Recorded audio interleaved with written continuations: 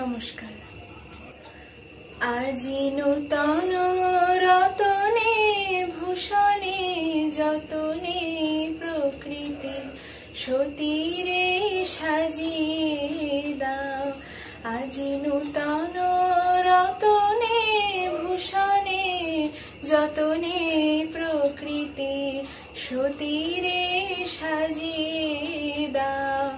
আজি সাগরে ভুবনে আকাশে পবনে, সাগরে ভুবনে আকাশে পবনে নূতন কিরণ ছড়িয়ে দাও গো।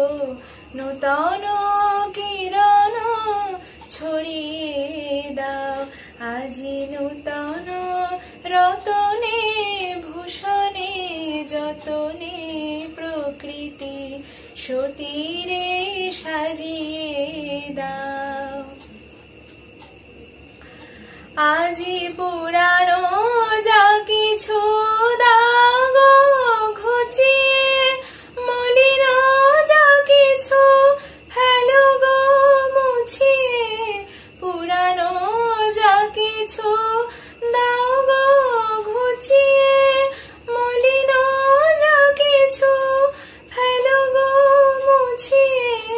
শ্যামলে কমলে কনকে হীরকে ভুবন ভূষিত ভরিয়ে দাও গো।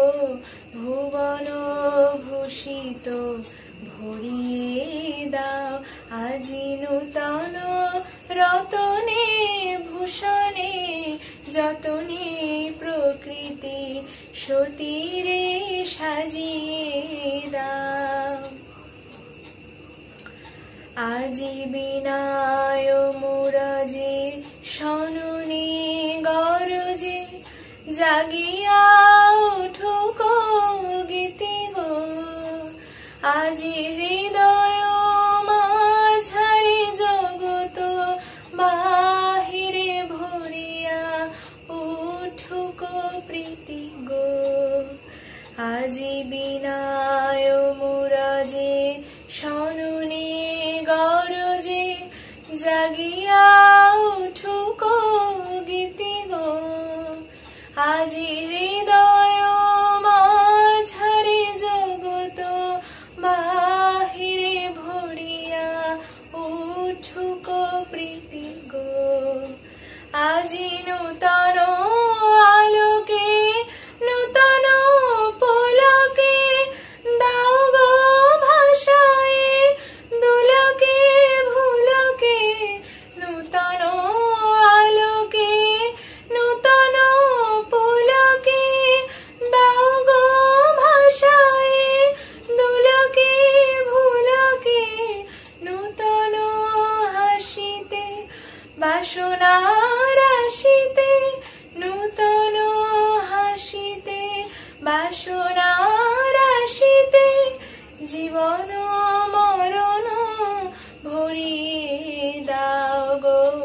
জীবন মরণ ভরিয়ে দাও। আজি নূতন রতনে ভূষণে যতনে প্রকৃতি সতীরে সাজিয়ে দাও। আজি সাগরে ভুবনে আকাশে পবনে, সাগরে ভুবনে আকাশে পবনে নূতন কিরণ ছড়িয়ে দাও গো। নূতন কিরণ ছড়িয়ে দাও। আজি নূতন রতনে ভূষণে যতনে প্রকৃতি সতীরে সাজিয়ে দাও। নমস্কার। ওং আনন্দময়ী চৈতন্যময়ী সত্যময়ী পরমে। ওং নমো বাসুদেবায় শ্রী অরবিন্দায় নমো নমঃ। আজ 15ই আগস্টের পুণ্যদিনে সকাল শুরু হয়েছে ভারতের জাতীয় পতাকা ও মাতৃ পতাকা উত্তোলনের মাধ্যমে। অতিমারির ছোবলে আজ সারা পৃথিবী ধুঁকছে। দৈনন্দিন জীবনের কাজকর্ম থমকে গেছে। সবাই আতঙ্কিত ও চিন্তান্বিত। এই কঠিন পরিস্থিতিতে শিবপুর শ্রী অরবিন্দ সাধক সংঘে শ্রী অরবিন্দের 148তম জন্মদিবস, সংঘের 90তম বর্ষে পদার্পণ আর আমাদের পত্রিকা ঋতম্ভরার 45তম সংখ্যার উদ্বোধন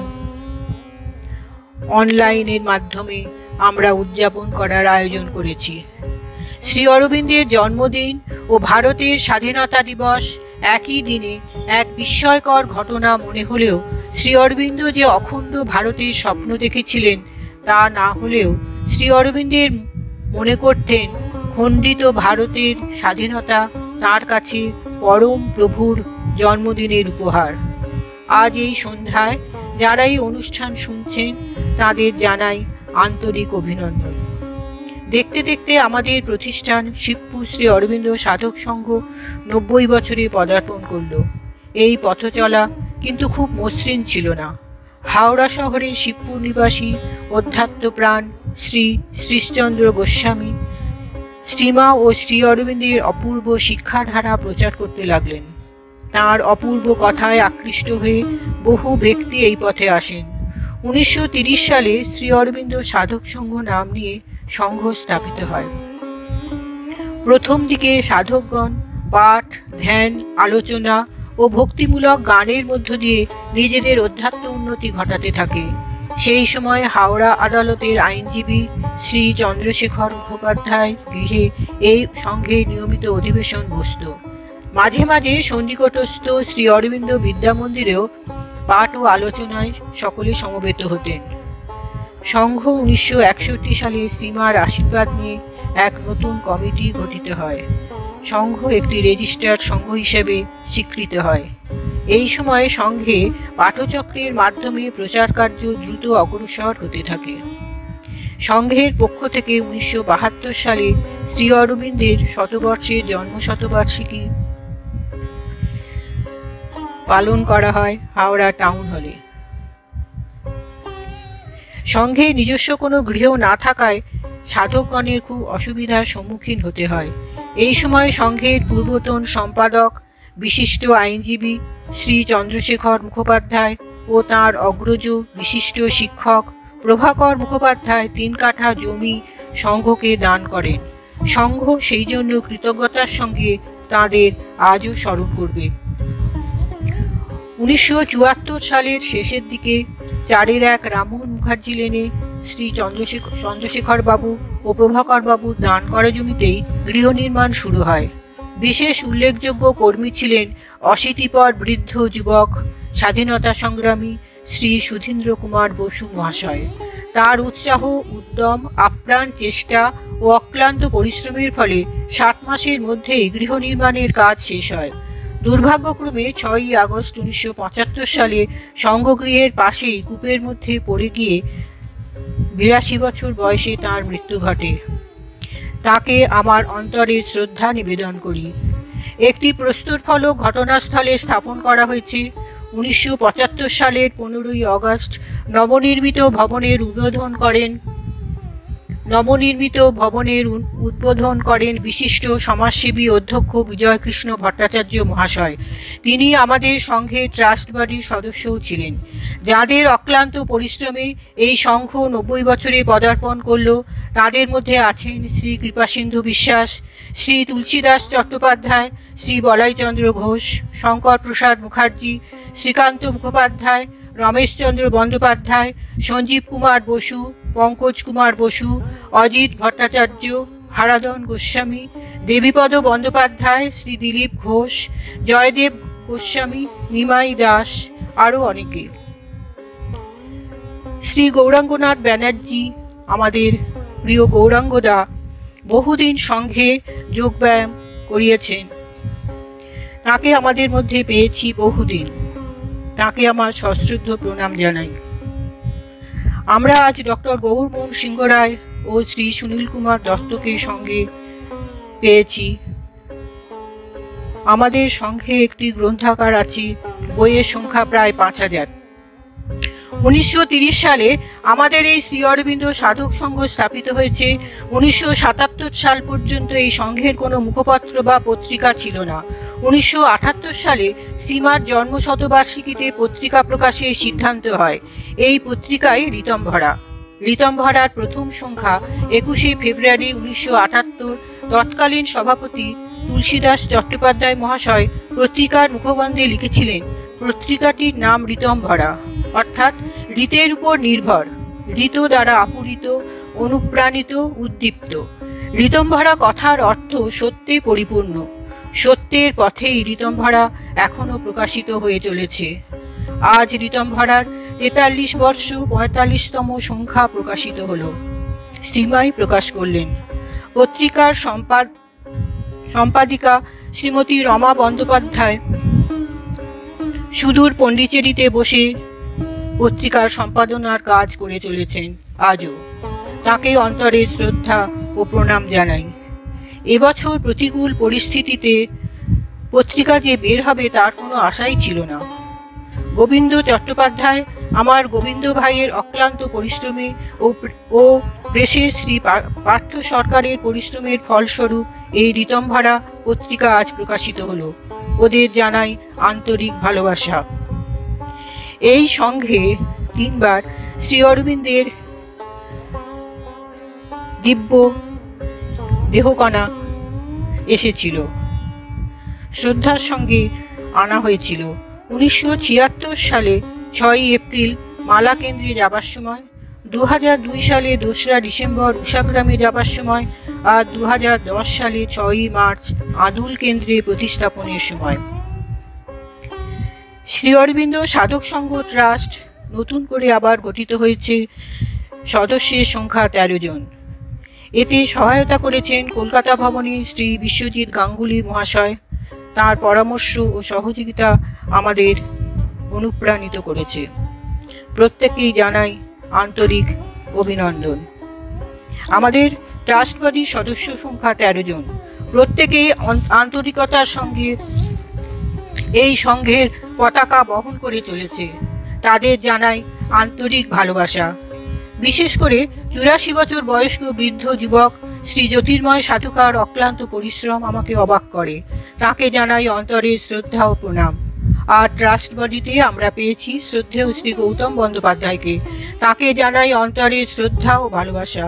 তার মূল্যবান পরামর্শ সবসময় আমাদের সংঘকে পরিচালিত করে ও উজ্জীবিত করে।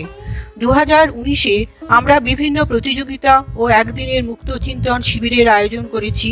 বিভিন্ন স্থানীয় স্কুলের ছাত্রছাত্রীরা অংশগ্রহণ করে। এবছর প্রতিকূল পরিবেশের মধ্যে কোনো কিছু করা সম্ভব হবে বলে মনে হচ্ছে না। চেষ্টা করব অনলাইনের মাধ্যমে কিছু করার। বছরের প্রতিটি দর্শন দিন ও বাৎসরিক উৎসব সব প্রতি বছরই সংঘে পালন করা হয়। প্রতিষ্ঠাতা শ্রী শ্রীশচন্দ্র গোস্বামীকে স্মরণ করে শ্রীমার কাছে প্রার্থনা করি যেন যে দীপশিখা তিনি প্রজ্বলিত করেছিলেন তা যেন অনির্বাণ থাকে এবং আমাদের চেতনার অভিযানে শ্রীমা শ্রী অরবিন্দের পথে পরিচালিত করে। নমস্কার। আমি ডক্টর গৌরব সিংহরা এই প্রতিষ্ঠানের যোগ দিতে আসি।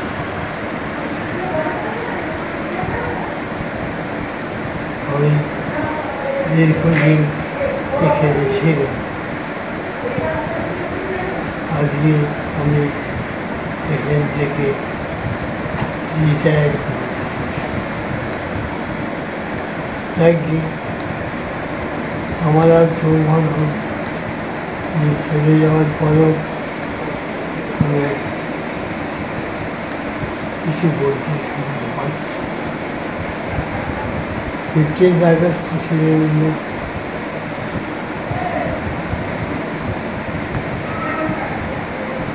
জন্মদিন। এখানে শ্রী অরবিন্দ ছাড়া এই আশ্রমে কিছুই নেই। শ্রী অরবিন্দ মাদার এই নিয়ে আসছে। পণ্ডিচেরি আশ্রমের সব এই আশ্রমে রয়েছে। আমি দীর্ঘদিন থাকার ফলে এখানে বহুদিন লেকচার দিয়েছি, তার কিছু অংশ আমি বলতে চাইছি আজকে। জয় শ্রী জয় শ্রী মাগো, তোমাদের চরণ পদ্মে হাজার হাজার কোটি কোটি নমস্কার। এই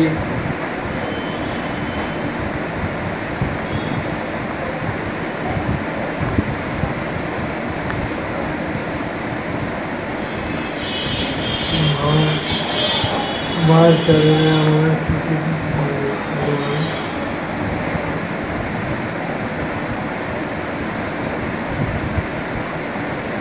এই জগন্নাথ, এই কালাচাঁদ আমাদের স্মরণ করছে।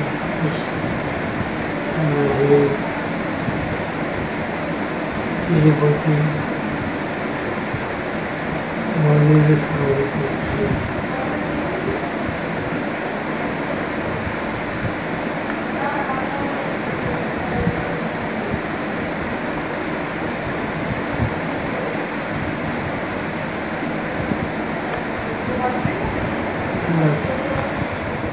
আমি জলি সরকার। আজ আমি শ্রীমায়ের ধ্যান ও প্রার্থনা বই থেকে একটি রচনা পাঠ করব। আজ এক পুণ্য দিবস, 15ই আগস্ট, ভগবান শ্রী অরবিন্দের আবির্ভাব দিবস ও সমগ্র ভারতের স্বাধীনতা দিবস। শ্রী অরবিন্দের কথায় এটা কোনো কাকতালীয় ঘটনা নয়, বিধি নির্দিষ্ট ঘটনা। পণ্ডিচারীতে শ্রী অরবিন্দের নিভৃত বাসের প্রথম দিকে তার সঙ্গে থাকা সঙ্গীরা তাকে রাষ্ট্রগুরু, বন্ধু ও শিক্ষক ভেবে তার সঙ্গে আচার আচরণ করত। কিন্তু 1914 সালে 29শে মার্চ শ্রীমায়ের আগমনের সঙ্গে সঙ্গে সব কিছুর পরিবর্তন হয়। শ্রী অরবিন্দের প্রথম দর্শনে এসে শ্রীমাতাকে শ্রীকৃষ্ণ রূপে দর্শন করে সাষ্টাঙ্গে প্রণাম করেন। অর্থাৎ শ্রীমাই আমাদের শ্রী অরবিন্দের প্রকৃত রূপের সঙ্গে পরিচয় করিয়ে দিলেন।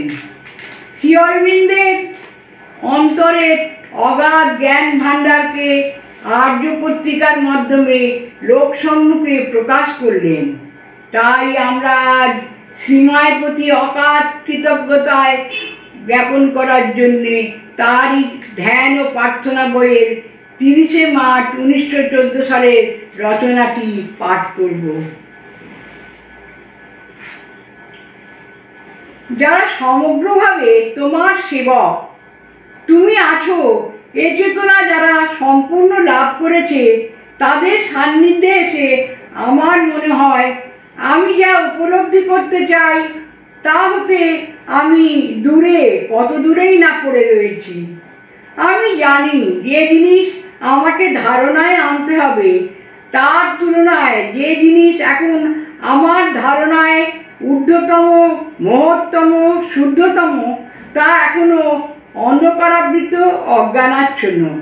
কিন্তু এই অনুভূতি আমাকে আদৌ হতাশ করে না, বরং আমার আস্পিয়াকে, আমার সামর্থ্যকে, আমার ইচ্ছাশক্তিকে সতেজ করে, সবল করে, যাতে আমি সকল বাধা জয় করতে পারি, যাতে অবশেষে তোমার দিব্য বিধানের সঙ্গে, তোমার কর্মের সঙ্গে একাত্ম হতে পারি। ধীরে ধীরে দিগ্বলয় পরিষ্কার হয়ে উঠেছে, পথ স্পষ্ট দেখা দিয়েছে। প্রতি মুহূর্তে এগিয়ে চলেছি নিশ্চয় হতে আরও নিশ্চয়ের দিকে।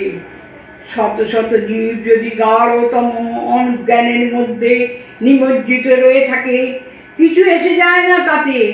কাল যাকে আমরা দেখেছি তিনি পৃথিবীতে আছেন, তার উপস্থিতি যথেষ্ট প্রমাণ যে একদিন আসবে যখন অন্ধকার আলোকে রূপান্তরিত হবে, যখন তোমার রাজত্ব সত্য সত্যই পৃথিবীর উপর স্থাপিত হবে। হে ভগবান, এই অত্যাশ্চর্যের দিব্য স্রষ্টা, আনন্দে কৃতজ্ঞতায় হৃদয় আমার পরিপ্লুত হয়ে যায়। যখন এ চিন্তা আমি করি, আশা আমার অসীম হয়ে ওঠে। ভগবান আমার আরাধনা সকল বাক্যের অতীত, পূজা আমার নির্বাক। নমস্কার।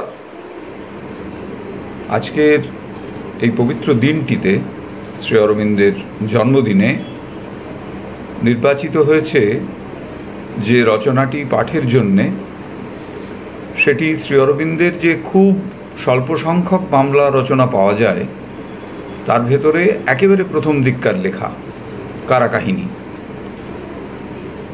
এই কারাকাহিনী শ্রী অরবিন্দের কলমে প্রকাশিত হয়েছিল 1909 থেকে 1910 সাল পর্যন্ত বাংলা মাসিক পত্রিকা সুপ্রভাতে।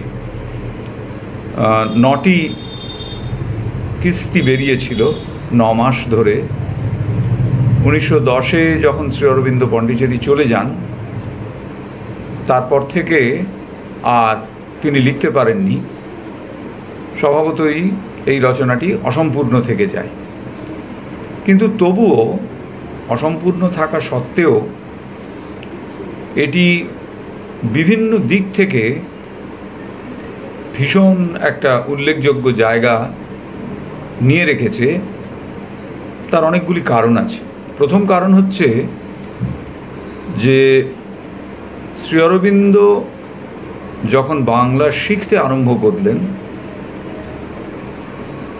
1893-94 সাল থেকে, অর্থাৎ ভারতবর্ষে এসে বরোদাতে স্থিত হওয়ার পরে তার ভারতবর্ষ সম্পর্কে, ভারতবর্ষের প্রাচীন পরম্পরা সম্পর্কে এবং তার মাতৃভাষা সম্পর্কে বিশেষ কৌতূহল তৈরি হয় এবং তিনি সেই সময় থেকে মাতৃভাষা শিক্ষা করতে আরম্ভ করেন। সুতরাং ওই 1894 যদি আমরা ধরি, তারপরে এই রচনাটি শ্রী অরবিন্দের কাছ থেকে পাওয়া গেছে 1909 সালে। এই অল্প সময়ের ভেতরে তিনি অসাধারণ পারঙ্গমতা অর্জন করেছিলেন বাংলা রচনার ক্ষেত্রে।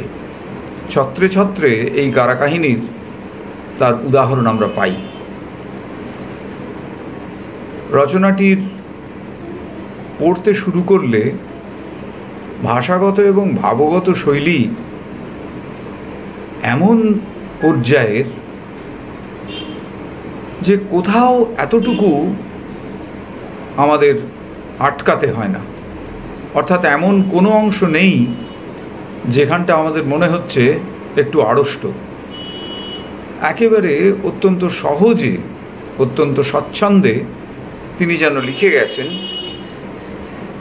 এবং তার যে বর্ণনা, সেই বর্ণনাতে আদ্যন্ত প্রথম থেকে শেষ পর্যন্ত এই রচনাটি যতদূর পাওয়া গেছে, কারাকাহিনীর সমস্তটিতেই একটা জীবনকে একটা আনন্দের দৃষ্টিকোণ থেকে দেখবার পরিচয় মেলে।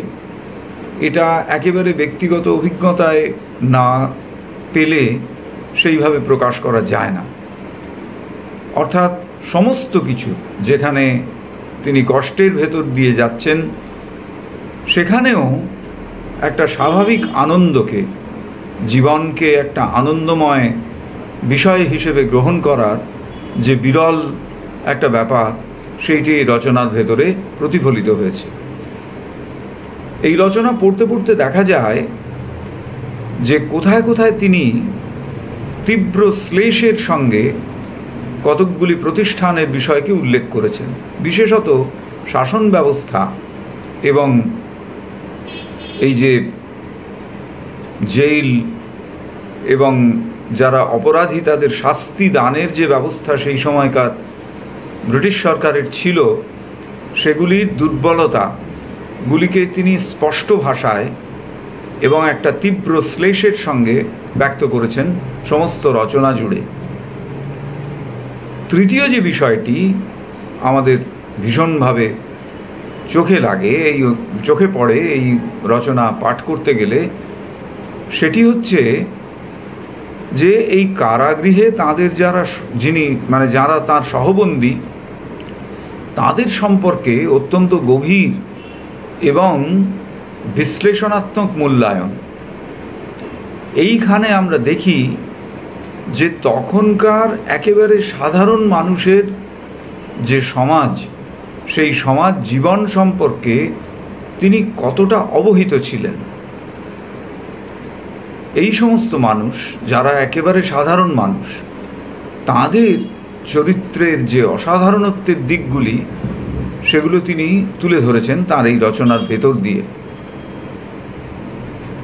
কারাগৃহে থাকাকালীন আমরা সকলেই জানি তিনি সাধনার সঙ্গে যুক্ত হয়েছিলেন।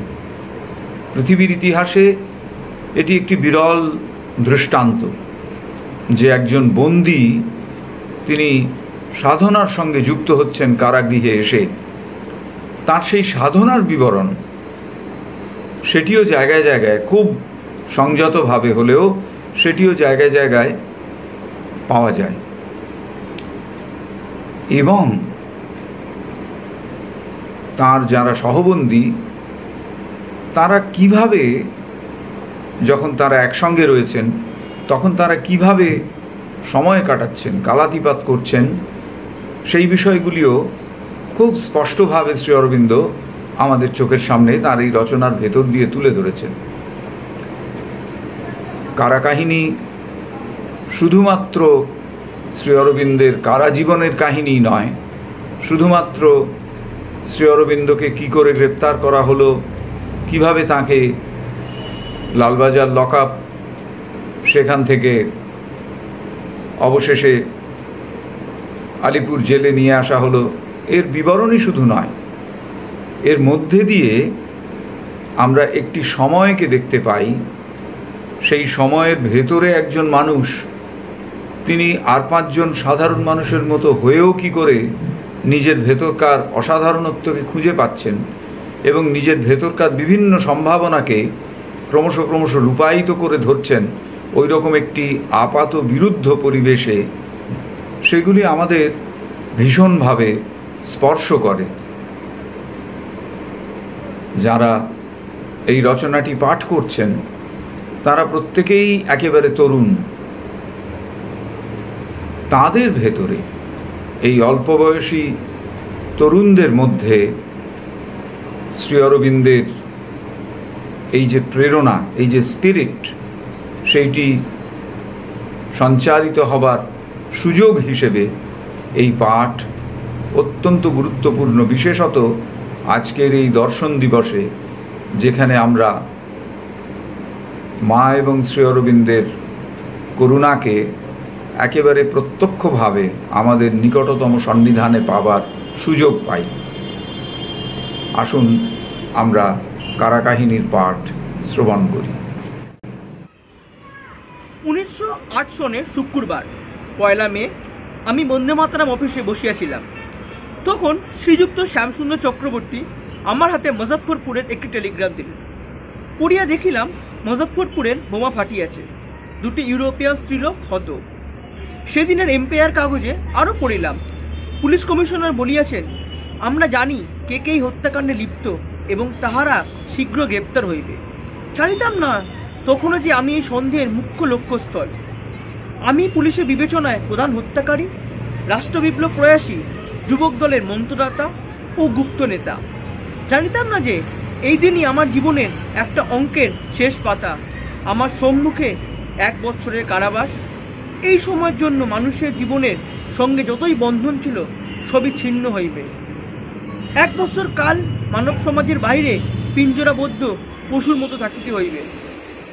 আবার যখন কর্মক্ষেত্রে প্রবেশ করিব, কোথায় সেই পুরাতন পরিচিত অরবিন্দ ঘোষ প্রবেশ করিবে না, কিন্তু একটি নতুন মানুষ, একটি নতুন চরিত্র, নতুন বুদ্ধি, নতুন প্রাণ, নতুন মন লইয়া, নতুন কর্মভার গ্রহণ করিয়া আলিপুরস্থ আশ্রম হইতে বাহির হইবে। বলিয়াছি 1 বছর কারাবাস, বলা উচিত ছিল 1 বছর বনবাস, 1 বছর আশ্রমবাস। অনেকদিন হৃদয়স্থ নারায়ণের সাক্ষাৎ দর্শনের জন্য প্রবল চেষ্টা করিয়াছিলাম। উৎকট আশা পোষণ করিয়াছিলাম জগদ্ধাতা পুরুষোত্তমকে বন্ধুভাবে প্রভুভাবে লাভ করি, কিন্তু সহস্র সাংসারিক বাসনার টান, নানা কর্মে আসক্তি, অজ্ঞানের প্রগাঢ় অন্ধকারে তাহা পারি নাই। শেষে পরম দয়ালু সর্বমঙ্গলময় শ্রীহরি সেই সকল শত্রুকে এক কোপে নিহত করিয়া তাহার সুবিধা করিলেন, যোগাশ্রম দেখাইলেন, স্বয়ং গুরুরূপে সখারূপে সেই ক্ষুদ্র সাধন কুটিরের অবস্থান করিলেন। সেই আশ্রম ইংরেজের কারাগার। আমার জীবনের এই আশ্চর্য বৈপরীত্য বরাবর দেখিয়া আসিতেছি যে আমার হিতৈষী বন্ধুগণ আমার যতই না উপকার করুন, অনিষ্টকারীগণ শত্রু কাহাকে বলিব? শত্রু আমার আর নাই, শত্রুই অধিক উপকার করিয়াছে। তাহারা অনিষ্ট করিতে গেলেন, ইষ্টই হইল। ব্রিটিশ গভর্নমেন্ট কোপ দৃষ্টির একমাত্র ফল আমি ভগবানকে পাইলাম। কারাগৃহবাসে আন্তরিক জীবনের ইতিহাস লিপিবদ্ধ করা এই প্রবন্ধের উদ্দেশ্য নয়, কয়েকটি বাহ্যিক ঘটনা মাত্র বর্ণনা করিতে ইচ্ছা করি। কিন্তু যাহা কারাবাসের মুখ্য ভাব তাহা প্রবন্ধের প্রারম্ভে একবার উল্লেখ করা ভালো বিবেচনা করিলাম, নতুবা পাঠকগণ মনে করিবেন যে কষ্টই কারাবাসের সার। কষ্ট যে ছিল না তাহা বলা যায় না, কিন্তু অধিকাংশ কাল আনন্দেই কাটিয়া গিয়াছে। নমস্কার। নমস্কার। শ্রী অরবিন্দের কারা কাহিনী বইটি থেকে আমি কিছু অংশ পাঠ করে শোনাচ্ছি। শুক্রবার রাত্রিতে আমি নিশ্চিন্ত মনে ঘুমাইয়াছিলাম। ভোরে প্রায় 5টার সময় আমার ভগিনী সন্ত্রস্ত হইয়া ঘরে ঢুকিয়া আমাকে নাম ধরিয়া ডাকিল। জাগিয়া উঠিলাম। পর মুহূর্তে ক্ষুদ্র ঘরটি সশস্ত্র পুলিশে ভরিয়া উঠিল। সুপারিনটেন্ডেন্ট ক্রেগান, 24 পরগনার ক্লার্ক সাহেব, সুপরিচিত শ্রীমান বিনোদ কুমার গুপ্তের লাবণ্যময় ও আনন্দদায়ক মূর্তি আর কয়েকজন ইন্সপেক্টর, লাল পাগড়ি, গোয়েন্দা, খানা তল্লাশির সাক্ষী। হাতে পিস্তল লইয়া তাহারা বীর দর্পে দৌড়াইয়া আসিল, যেন বন্দুক কামান সহ একটি সুরক্ষিত কেল্লা দখল করিতে আসিল। শুনিলাম একটি শ্বেতাঙ্গ বীর পুরুষ আমার ভগিনীর বুকের ওপর পিস্তল ধরে। তাহা সচক্ষে দেখি নাই। বিছানায় বসিয়া আছি, তখনও অর্ধনিদ্রিত অবস্থা। ক্রেগান জিজ্ঞাসা করিলেন, অরবিন্দ ঘোষকে? আপনি কি? আমি বলিলাম, আমি অরবিন্দ ঘোষ। অমনি একজন পুলিশকে আমাকে গ্রেপ্তার করিতে বলেন। ক্রেগানের হুকুমে আমার হাতে হাত করি, কোমরে দড়ি দেওয়া হইল। একজন হিন্দুস্তানি কনস্টেবল সেই দড়ি ধরিয়া পেছনে দাঁড়াইয়া রহিল। সেই সময় শ্রীযুক্ত অবিনাশ ভট্টাচার্য ও শ্রীযুক্ত শৈলেন্দ্র বসুকে পুলিশ উপরে আনে। তাহাদেরও হাতে হাত করি, কোমরে দড়ি। প্রায় আধ ঘন্টার পর, কাহার কথায় জানি না, তাহারা হাত করি ও দড়ি খুলিয়া লয়। তাহার পর ক্রেগান আমাকে জিজ্ঞাসা করেন, আপনি নাকি বিএ পাশ করিয়াছেন? এইরূপ বাসায়, এমন শয্যাবিহীন কামরায় মাটিতে শুইয়াছিলেন, এই অবস্থায় থাকা কি আপনার মতো শিক্ষিত লোকের পক্ষে লজ্জাজনক নহে? আমি বলিলাম, আমি দরিদ্র, দরিদ্রের মতোই থাকি। সাহেব অমনি সজোরে উত্তর করিলেন, তবে কি আপনি ধনী লোক হইবেন বলিয়া এই সকল কাণ্ড ঘটিয়াছেন? দেশ হিতৈষিতা, স্বার্থত্যাগ বা দারিদ্র্যপ্রতির মাহাত্ম্য, এই স্থূল বুদ্ধি ইংরাজকে বোঝান দুঃসাধ্য বিবেচনা করিয়া আমি সে চেষ্টা করিলাম না। নমস্কার। এতক্ষণ খানার তল্লাশি চলিতেছে। ইহা 5:30টার সময় আরম্ভ হয় এবং প্রায় 11:30টায় শেষ হয়। বাক্সের ভেতর বা বাহিরে যত খাতা, চিঠি, কাগজের টুকরা, কবিতা, নাটক, পদ্য, গদ্য, প্রবন্ধ, অনুবাদ যাহা পাওয়া যায়, কিছুই এই সর্বগ্রাসী খানার তল্লাশির কবল হইতে মুক্তি পায় না। খানার তল্লাশির সাক্ষীদের মধ্যে রক্ষিত মহাশয় যেন একটু মনক্ষুণ্ণ, পরে অনেক বিলাপ করিয়া তিনি আমাকে জানাইলেন। পুলিশ তাহাকে কিছু না বলিয়া হঠাৎ ধরিয়া লইয়া আসে। তিনি আদবে খবর পান নাই যে তাহাকে এমন ঘৃণিত কার্যে যোগদান করিতে হইবে। রক্ষিত মহাশয় অতি করুণভাবে এই হরণকাণ্ড বর্ণনা করেন। অপর সাক্ষী সমরনাথের ভাব অন্যরূপ। তিনি বেশ স্ফূর্তির সহিত প্রকৃত রাজভক্তের ন্যায় এই খানার তল্লাশির কার্য সুসম্পন্ন করেন। যেন টু দ্য ম্যানার বর্ন। খানার তল্লাশিতে বিশেষ কোনো উল্লেখযোগ্য ঘটনা হয় নাই, তবে মনে পড়ে ক্ষুদ্র কার্ডবোর্ডের বাক্সের দক্ষিণেশ্বরের যে মাটি রক্ষিত ছিল, ক্লার্ক সাহেব তাহা বড় সন্দিগ্ধ চিত্তে অনেকক্ষণ নিরীক্ষণ করেন, যেন তাহার মনে সন্দেহ হয় যে এটা কি নূতন ভয়ঙ্কর তেজ বিশিষ্ট স্ফোটক পদার্থ। এক হিসাবে ক্লার্ক সাহেবের সন্দেহ ভিত্তিহীন বলা যায় না। শেষে ইহা যে মাটি ভিন্ন আর কিছু নয় এবং রাসায়নিক বিশ্লেষণকারীর নিকট পাঠানো অনাবশ্যক, এই সিদ্ধান্তই গৃহীত হয়। আমি খানার তল্লাশিতে বাক্স খোলা ভিন্ন আর কোনো কার্যে যোগদান করি নাই। আমাকে কোনো কাগজ বা চিঠি দেখানো বা পড়িয়া শোনানো হয় না। মাত্র অলকধারীর একখানা চিঠি ক্রেগান সাহেব নিজের মনোরঞ্জনার্থে উচ্চ স্বরে পড়েন। বন্ধুবর বিনোদযুক্ত তাহার স্বাভাবিক ললিত পদবিন্যাসে ঘর কম্পিত করিয়া ঘুরিয়া বেড়ান। সেলফ হইতে বা আর কোথা হইতে কাগজ বা চিঠি বাহির করেন। মাঝে মাঝে অতি প্রয়োজনীয় বলিয়া তাহা ক্রেগানকে সমর্পণ করেন। এই প্রয়োজনীয় কাগজগুলি কি তাহা আমি জানিতে পারি নাই। সেই বিষয়ে কৌতূহল ছিল না, কারণ আমি জানিতাম যে আমার বাড়িতে বিস্ফোরক পদার্থে প্রস্তুত প্রণালী বা ষড়যন্ত্রে লিপ্ত থাকার কোনো কাগজ থাকা অসম্ভব। নমস্কার। নমস্কার। কোর্ট হইতে আমরা জেলে গিয়া জেলের কর্মচারীগণের হাতে সমর্পিত হই। জেলে ঢুকিবার আগে আমাদের স্নান করায়, জেলের পোশাক পরাইয়া পিরান ধুতি জামা সংশোধিত করিবার জন্য লইয়া যায়। 4 দিন পরে আমরা স্নান করিয়া স্বর্গসুখ অনুভব করিলাম। স্নানের পর তাহারা সকলকে নিজ নিজ নির্দিষ্ট ঘরে পৌঁছাইয়া দেয়। আমিও আমার নির্জন কারাগারে ঢুকিলাম। ক্ষুদ্র ঘরের গরাদ বন্ধ হইল। 5ই মে আলিপুরে কারাবাস আরম্ভ। পর বছর 6ই মে নিষ্কৃতি পাই। আমার নির্জন কারাগৃহটি 9 ফুট দীর্ঘ, 5-6 ফুট প্রস্থ ছিল। ইহার জানালা নাই। সম্মুখভাগে বৃহৎ লোহার গরাদ। এই পিঞ্জরই আমার নির্দিষ্ট বাসস্থান হইল। ঘরের বাইরে একটি ক্ষুদ্র উঠান, পাথরের জমি, ইটের উচ্চ দেয়াল, সামনে কাঠের দরজা। সেই দরজার উপরিভাগে মানুষের চক্ষুর সমান উচ্চতায় ক্ষুদ্র গোলাকার রন্ধ্র। দরজা বন্ধ হইলে শান্তি এই রন্ধ্রে চক্ষু লাগাইয়া সময় সময় দেখে কয়েদি কি করিতেছে। কিন্তু আমার উঠানের দরজা প্রায় খোলা থাকিত। এইরূপ 6টি ঘর পাশাপাশি, সেইগুলিকে 6 ডিক্রি বলে। ডিক্রির অর্থ বিশেষ সাজার ঘর। বিচারপতি বা জেলে সুপারিনটেন্ডেন্টের হুকুমে যাহাদের নির্জন কারাবাসে দণ্ড নির্ধারিত হয়, তাহাদেরই এই ক্ষুদ্র ক্ষুদ্র গহ্বরে থাকিতে হয়। এই নির্জন কারাবাসেরও কম বেশি আছে। যাহাদের বিশেষ সাজা হয়, তাহাদের উঠানের দরজা বন্ধ থাকে। মনুষ্য সংসার হইতে সম্পূর্ণ বঞ্চিত হইয়া শান্তির চক্ষু পরিবেশনকারী কয়েদির দুবেলায় আগমন তাহাদের জগতের সঙ্গে একমাত্র সম্বন্ধ। আমা হয়তো হেমচন্দ্র দাস সিআইডির আতঙ্কস্থল বলিয়া তাহার জন্য এই ব্যবস্থা হইল। এই সাজার ওপরও সাজা আছে। হাতে পায়ে হাত করা ও বেড়ি পরাইয়া নির্জন কারাবাসে থাকা। এই চরম শাস্তি কেবল জেলে শান্তিভঙ্গ করা বা মারামারির জন্য নয়। বারবার খাটুনিতে ত্রুটি হইলেও এই শাস্তি হয়। নির্জন কারাবাসের মোকদ্দমার আসামিকে শাস্তি স্বরূপ এইরূপ কষ্ট দেয়া নিয়ম বিরুদ্ধ। তবে স্বদেশী বা বন্দে মাতরম কয়েদি নিয়মের বাইরে পুলিশের ইচ্ছায় তাহাদের জন্য সুবন্দোবস্ত হয়।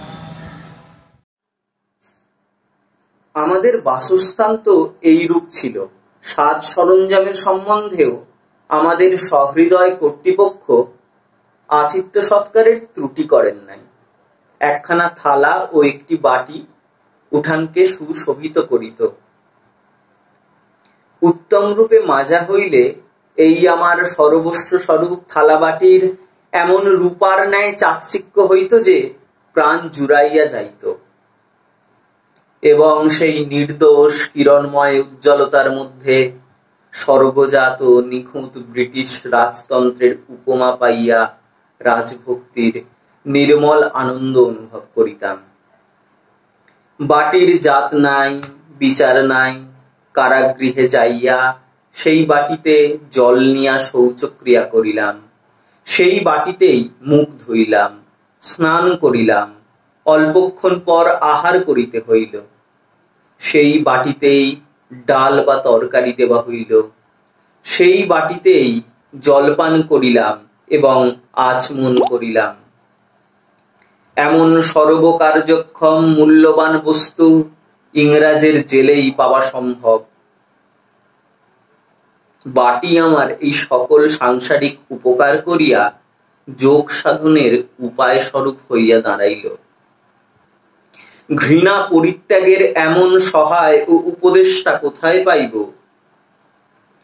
নির্জন কারাবাসের প্রথম পালার পরে যখন আমাদের একসঙ্গে রাখা হয়, তখন আমার সিভিলিয়ানের অধিকার পৃথকীকরণ হয়। কর্তৃপক্ষেরা শৌচক্রিয়ার জন্য স্বতন্ত্র উপকরণের বন্দোবস্ত করেন, কিন্তু 1 মাস কালে এতদ্বারা এই অযাচিত ঘৃণা সংযম শিক্ষালাভ হইল। শৌচক্রিয়ার সমস্ত ব্যবস্থাই যেন এই সংযম শিক্ষার দিকে লক্ষ্য করিয়া বিহিত। বলা হইয়াছে, নির্জন কারাবাস বিশেষ শাস্তির মধ্যে গণ্য এবং সেই শাস্তির মূল তত্ত্ব যথাসাধ্য মনুষ্য সংসর্গ ও মুক্ত আকাশ সেবা বর্জন। বাহিরে শৌচের ব্যবস্থা হইলে এই তত্ত্ব ভঙ্গ হয় বলিয়া ঘরের ভিতরেই 2খানি আলকাতরা মাখানো টুকরি দেওয়া হইত। সকালে ও বিকেলে ম্যাথর আসিয়া তাহা পরিষ্কার করিত।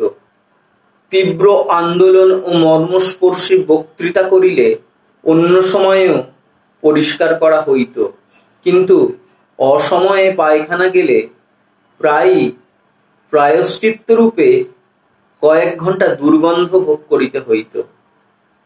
নির্জন কারাবাসের দ্বিতীয় পালায় এই সম্বন্ধে কতকটা রিফর্ম হয়, কিন্তু ইংরেজের রিফর্ম হইতেছে পুরাতন আমলের মূল তত্ত্ব সম্পূর্ণ বজায় রাখিয়া শাসন প্রণালী সংশোধন। বলা বাহুল্য, এই ক্ষুদ্র ঘরে এমন ব্যবস্থা থাকায় সর্বদা, বিশেষত আহারের সময় এবং রাত্রিতে বিশেষ অস্বস্তি ভোগ করিতে হইত। জানি শোবার ঘরের পার্শ্বে পায়খানা রাখা স্থানে স্থানে বিলাতি সভ্যতার অঙ্গ বিশেষ, কিন্তু একটি ক্ষুদ্র ঘরে শোবার ঘর, খাবার ঘর ও পায়খানা ইহাকেই too much of a good thing বলে। আমরা কুঅভ্যাসগ্রস্ত ভারতবাসী সভ্যতার এত উচ্চ সোপানে পৌঁছানো আমাদের পক্ষে কষ্টকর। গৃহ সামগ্রীর মধ্যে আরো ছিল একটি স্নানের বালতি, জল রাখিবার একটি টিনের নলাকার বালতি এবং 2টি জেলের কম্বল। স্নানের বালতি উঠানে রাখা হইত, সেইখানে স্নান করিতাম।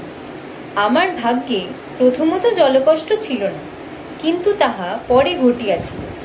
প্রথমত পার্শ্বের গোয়াল ঘরের কয়েদি স্নানের সময় আমার ইচ্ছা মতো বালতিতে জল ভরিয়া দিত। সেই জন্য স্নানের সময় জেলের তপস্যার মধ্যে প্রত্যহ গৃহস্থের বিলাসবৃত্তি ও সুখপ্রিয়তাকে তৃপ্ত করিবার অবসর। অপর আসামীদের ভাগ্যে ইহাও ঘটিত না। 1 বালতির জলে তাহাদিগকে শৌচক্রিয়া, বাসন মাজা ও স্নান সম্পন্ন করিতে হইত। তখন গ্রীষ্মকাল। আমার ক্ষুদ্র ঘরে বাতাসের প্রবেশ প্রায় নিষিদ্ধ ছিল, কিন্তু মে মাসের উগ্র ও প্রখর রৌদ্র অবাধে প্রবেশ করিত। ঘরটি উত্তপ্ত উনুনের মতো হইয়া উঠিত। এই উনুনে সিদ্ধ হইতে হইতে অদম্য জলতৃষ্ণা লাঘব করিবার উপায় ওই টিনের বালতি অর্ধ উষ্ণ জল। বারবার তাহা পান করিতাম। তৃষ্ণা তো যাইতই না, বরং স্বেদ নির্গমন এবং অল্পক্ষণে নবীভূত তৃষ্ণাই লাভ হইত। তবে এক একজনের উঠানে মাটির কলসি রাখা ছিল। তাহারা পূর্বজন্মকৃত তপস্যা স্মরণ করিয়া নিজেকে ধন্য মানিতাম। এই তপ্ত গৃহে আবার জেলের তৈয়ারি করা 2টি মোটা কম্বলই আমাদের বিছানা। বালিশ নাই, কাজে একটি কম্বল পাতিয়া আর একটি কম্বল পাট করিয়া বালিশ বানাইয়া শুইতাম। যখন গরমের ক্লেশ অসহ্য হইয়া আর থাকা যাইত না, তখন মাটিতে গড়াইয়া শরীর শীতল করিতাম এবং আরাম লাভ করিতাম। মাতা বসুন্ধরার শীতল উৎসঙ্গ স্পর্শের কি সুখ তাহা তখন বুঝিতাম। তবে জেলের সেই উৎসঙ্গ স্পর্শ বড় কোমল নয়, তদ্বারা নিদ্রার আগমন বাধাপ্রাপ্ত হইত বলিয়া কম্বলের স্মরণ লইতে হইত। যেদিন বৃষ্টি হইত সেদিন বড় আনন্দের দিন হইত। ইহাতেও একটি এই অসুবিধা ছিল যে ঝড় বৃষ্টি হইলেই ধুলা, পাতা ও তৃণসংকুল প্রভঞ্জনের তাণ্ডব নৃত্যের পর আমার খাঁচার মধ্যে ছোটখাটো একটি জলপ্লাবন হইত। তাহার পরে রাত্রিতে ভিজা কম্বল লইয়া ঘরের কোণে পলায়ন ভিন্ন উপায় ছিল না। প্রকৃতির এই লীলা বিশেষ সাঙ্গ হইলেও জলপ্লাবিত মাটি যতক্ষণ না শুকাইত ততক্ষণ নিদ্রার আশা পরিত্যাগপূর্বক চিন্তা আশ্রয় লইতে হইত। কেননা শৌচক্রিয়ার সামগ্রীর নিকটই একমাত্র শুষ্কতল থাকিত, কিন্তু সেই দিকে কম্বল পাতিতে প্রবৃত্তি হইত না। এই সব অসুবিধা সত্ত্বেও ঝড়ের দিনে ভিতরে প্রচুর বাতাস আসিত এবং ঘরের সেই তপ্ত উনুনতা বিদূরিত হইত বলিয়া ঝড় বৃষ্টিকে সাদরে স্বাগত করিতাম। কারাবাসের প্রথম দিন শান্তিতে কাটিয়া গেল। সবই নূতন, তাহাতে মনে স্ফূর্তি হইল। লালবাজার হাজতের সঙ্গে তুলনা করিয়া এই অবস্থাতেই প্রীতিলাভ করিলাম এবং ভগবানের উপর নির্ভর ছিল বলিয়া এখানে নির্জনতা বোধ হয় নাই। জেলের আহারের অদ্ভুত চেহারা দেখিয়াও এই ভাবের ব্যাঘাত হয় নাই। মোটা ভাত, তাহাতেও খোলা, কঙ্কর, পোকা, চুল, ময়লা ইত্যাদি কত প্রকার মশলা দেওয়া। স্বাদহীন ডালে জলের ভাগ অধিক, তরকারির মধ্যে ঘাস পাতা শুদ্ধ শাক। মানুষের আহার যে এত স্বাদহীন ও নিঃস্বাদ হইতে পারে তাহা আমি আগে জানিতাম না। এই শাকে বিমর্ষ গাঢ় কৃষ্ণমূর্তি দেখিয়াই ভয় পাইলাম। 2 গ্রাস খাইয়া তাহাকে ভক্তিপূর্ণ নমস্কার করিয়া বর্জন করিলাম। সকল কয়েদির ভাগ্যে একই তরকারি জোটে এবং একবার কোনো প্রকার তরকারি আরম্ভ হইলে তাহা অনন্তকাল চলিতে থাকে। এই সময় শাকের রাজত্ব ছিল। দিন যায়, পক্ষ যায়, মাস যায়, কিন্তু দুবেলা শাকের তরকারি, ওই ডাল, ওই ভাত। জিনিসটা বদলানো দূরের কথা, চেহারারও লেশমাত্র পরিবর্তন হয় নাই। তাহার ওই নিত্য সনাতন অনাদ্যনন্ত অপরিণামাতীত অদ্বিতীয় রূপ। 2 সন্ধ্যার মধ্যেই কয়েদিকে এই নশ্বর মায়াজগতের স্থায়িত্ব সম্বন্ধে প্রতীতি জন্মাইবে। এই বিষয়েও অন্য আসামি হইতে আমার ভাগ্য সুপ্রসন্ন ছিল, তাহাও ডাক্তারবাবু করেন। তিনি আমার জন্য হাসপাতাল হইতে দুধের ব্যবস্থা করিয়াছিলেন। তদ্বারা কয়েকদিন শাকদর্শন হইতে পরিত্রাণ পাইয়াছিলাম। আলিপুর গভর্নমেন্ট হোটেলের যে বর্ণনা করিলাম এবং ভবিষ্যতে আরও করিব, তাহা নিজের কষ্টভোগ জ্ঞাপন করার জন্য নয়। সুসভ্য ব্রিটিশ রাজ্যে মোকদ্দমার আসামির জন্য কি অদ্ভুত ব্যবস্থা, নির্দোষী দীর্ঘকাল ব্যাপী কি যন্ত্রণা হইতে পারে, ইহা দেখাইবার জন্য এই বর্ণনা।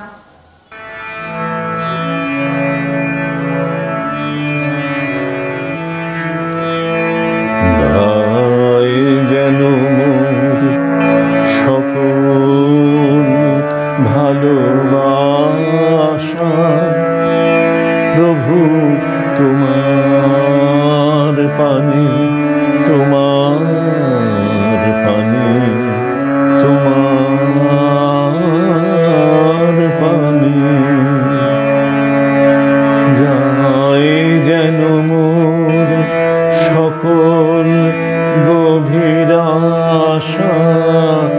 প্রভু তোমার কানে, তোমার কানে, তোমার কানে।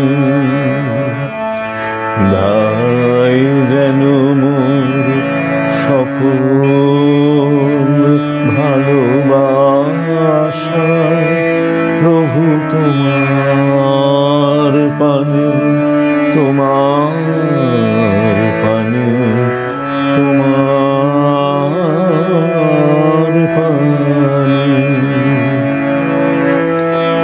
চিত্ত মম যখন যেথা থাকে, সারা যেন দেশে তব ডাকে। চিত্ত মম যখন যেথা থাকে, সারা যেন দেশে তব ডাকে। যত বাঁধন সব টুটে গো যেন, প্রভু তোমার টানে, তোমার টানে, তোমার টানে। ধাই যেন মোর সকল ভালোবাসা, প্রভু তোমার পানে, তোমার পানে, তোমার পানে।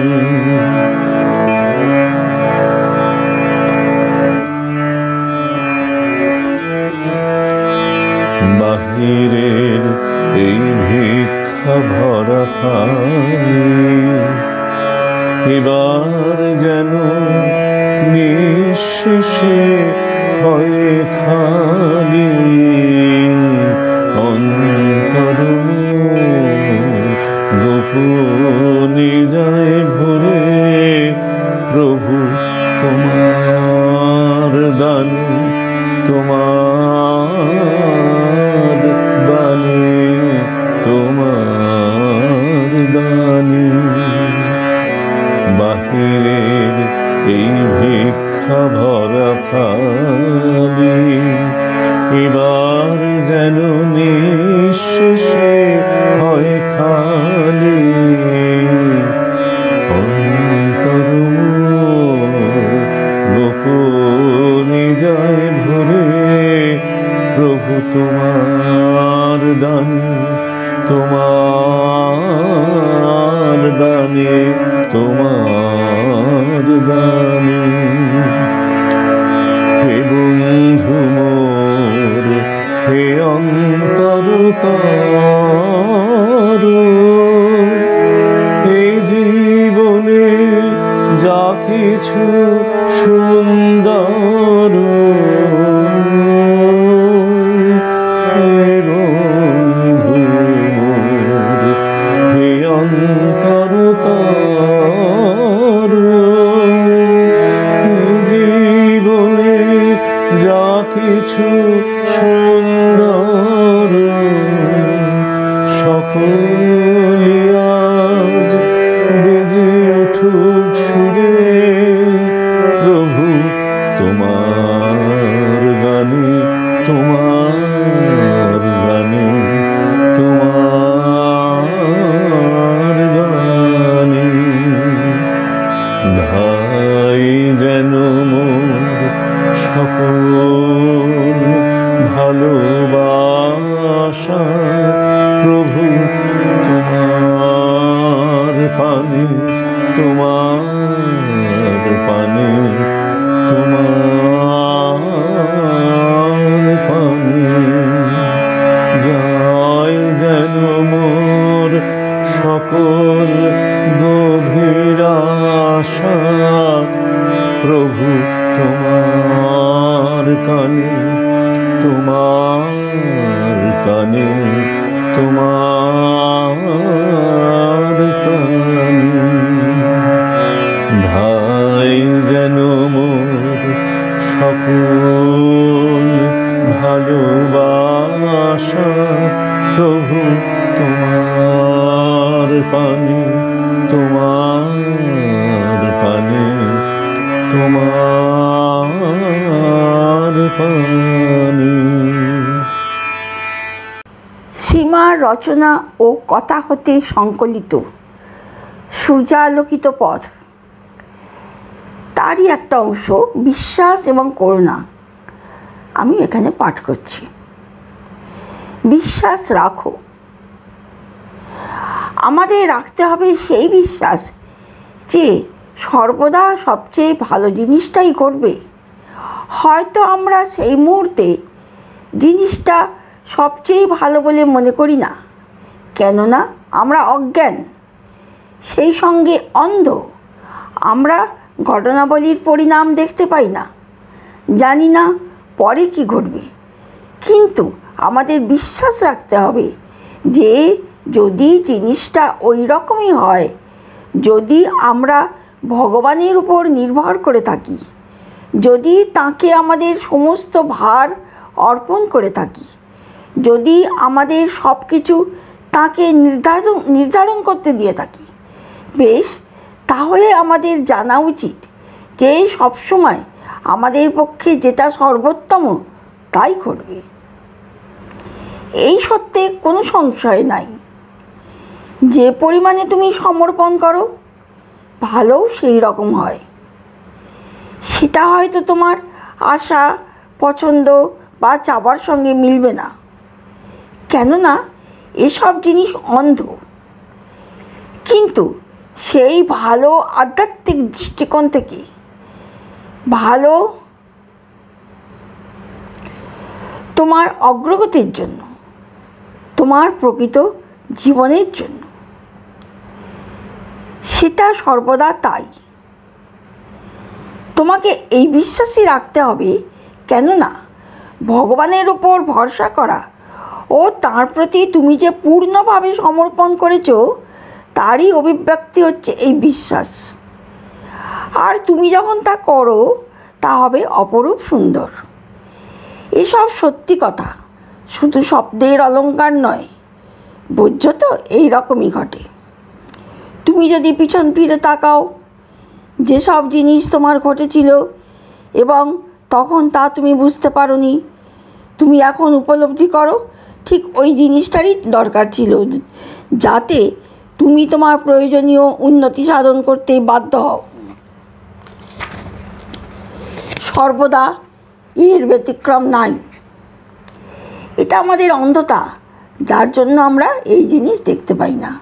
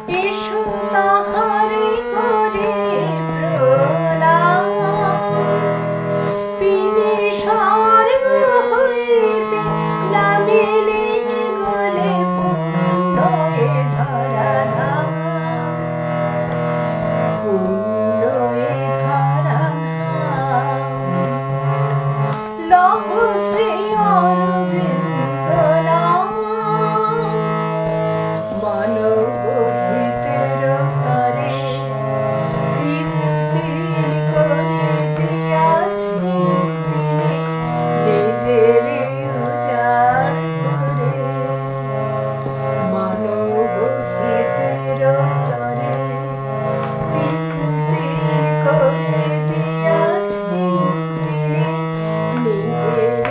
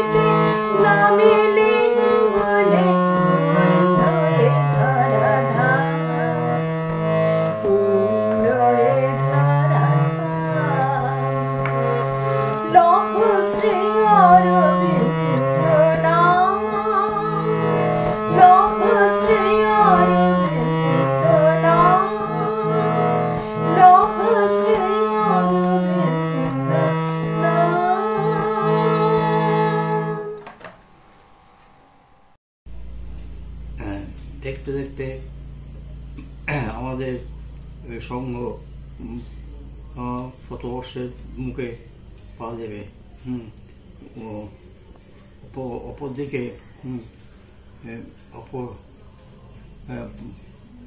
উপস্থিত, হ্যাঁ আচ্ছা, উপস্থিত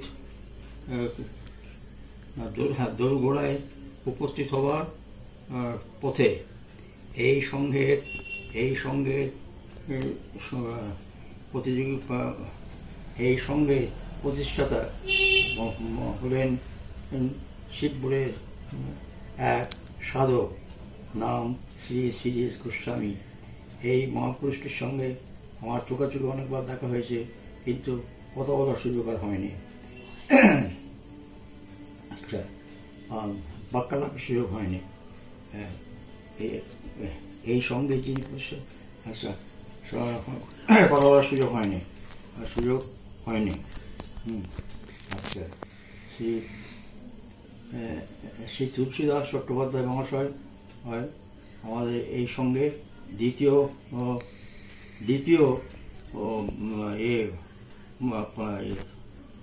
সঙ্গে দ্বিতীয় এই সঙ্গে দ্বিতীয় সভাপতি হয়েছিলেন, এবং তার সঙ্গে আমার পরিচয় ঘটান তারই ছাত্র ধনঞ্জয় ব্যানার্জি। তিনি একদিন আমাকে বললেন, সুনীল, তুই একটু আমার সঙ্গে একটা সৎ মানুষের সঙ্গে পরিচয় করে দেবো, যার সঙ্গে পরিচয় করলে তোর অনেক দিক দিয়ে সুবিধা হবে। তো আমি গেলাম তার বাড়িতে, গিয়ে দণ্ডবত প্রণাম করলাম। প্রণাম করতে আমায় বললেন, তোমার নাম কি? আমার নাম সুনীল কুমার দত্ত। আমি এরকমভাবে বাংলা MA পরীক্ষা দিয়েছি, যদি পাশ করি তাহলে একটা, যদি কাছে পিঠে একটা স্কুলে যদি প্রাইমারি বিভাগে একটা চাকরি পাই তাহলে আমার সুবিধা হবে। আমি নিজের পড়াশোনাটা আরও এগিয়ে যাব, আর সঙ্গের কাজেও মত্ত হয়ে যাব। মাস্টারমশাই, আচ্ছা, মাস্টারমশাই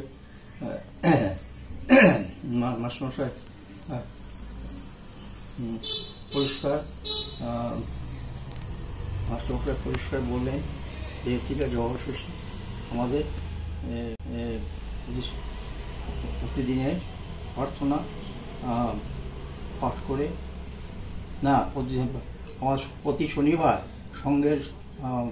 সঙ্গের অনুষ্ঠান হতো চন্দ্রশেখর বাড়িতে, যিনি আমাদের সঙ্গের সেক্রেটারি। আচ্ছা, তারপর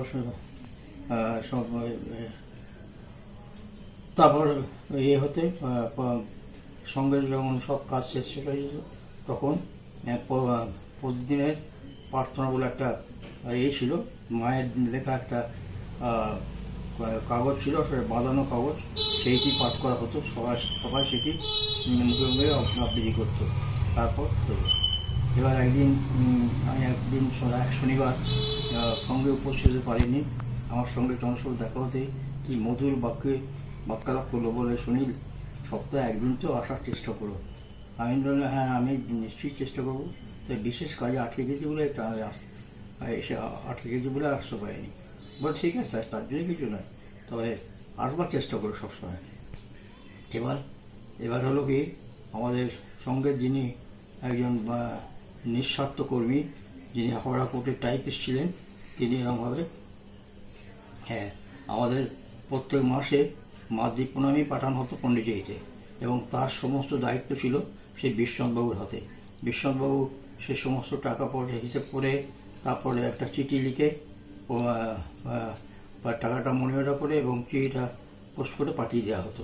তারপরে এরকম আশ্রম থেকে মায়ের আশীর্বাদ বলে একটা চিরকুট আসতো, সেইটি সবাইকে পড়িয়ে, সবাই মাথায় ঠেকিয়ে, এবং ভেতরে একটি ভাতের ভেতরে একটি ছিল, এই কী বলে,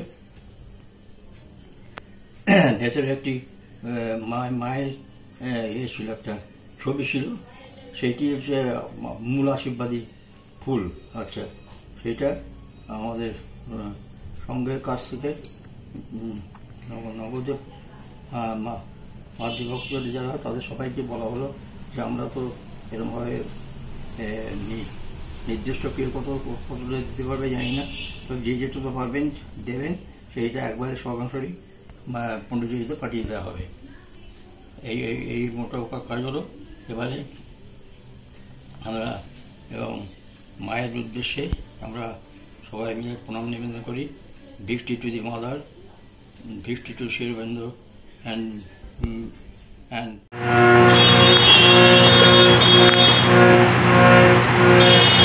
তুমি নির্মল করো মঙ্গল করে মলিন মর্ম মুছায়। তুমি নির্মল করো মঙ্গল করে মলিন মর্ম মুছায়। তব পূর্ণ কিরণ দিয়ে ঝকমোর মোহ কালিমা মুছায়। মলিন মর্ম মুছায়।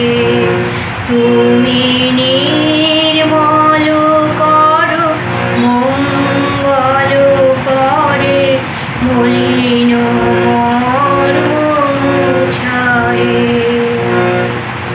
লক্ষ শূন্য লক্ষ বাসনা ছুটিয়েছে গভীর আধারে। জানি না কখন ডুবে যাবে কোন অকুল গরল পাতারে।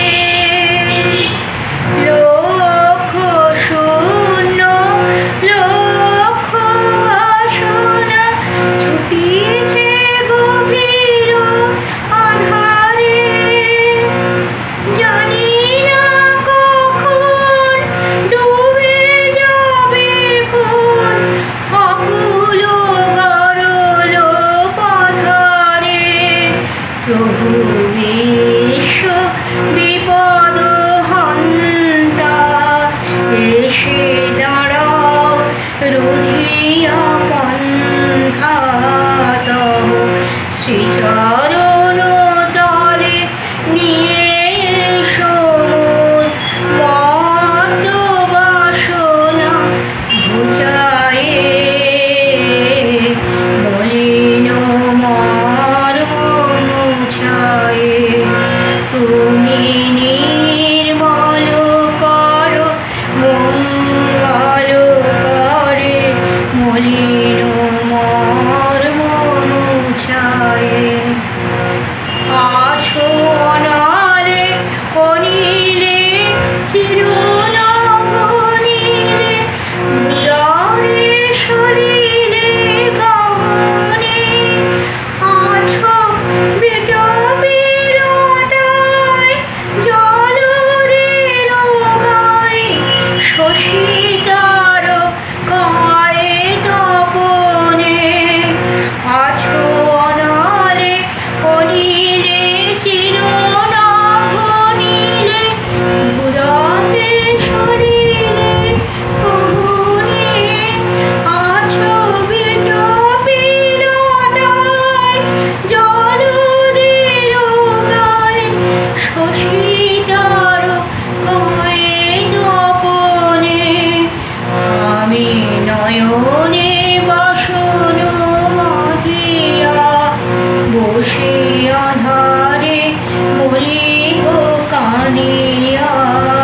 আমি দেখি নাই কিছু বুঝি নাই কিছু, দাও হে দেখায় বুঝায়ে।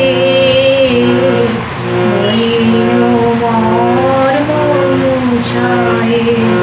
তুমি নির্মল করো মঙ্গল করে মলিন মর্ম মুছায়ে। তব পূর্ণ কিরণ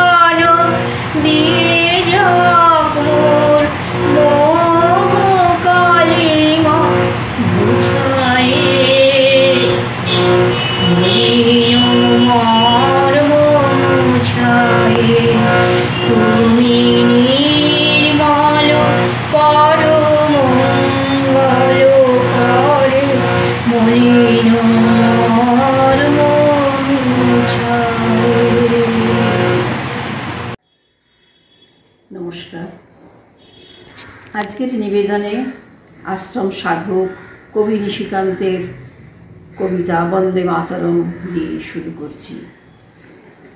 মাতৃবন্দনার উদার মন্ত্র জাগে ভারতবর্ষে, বন্দে মাতরম বন্দে মাতরম বন্দে মাতরম।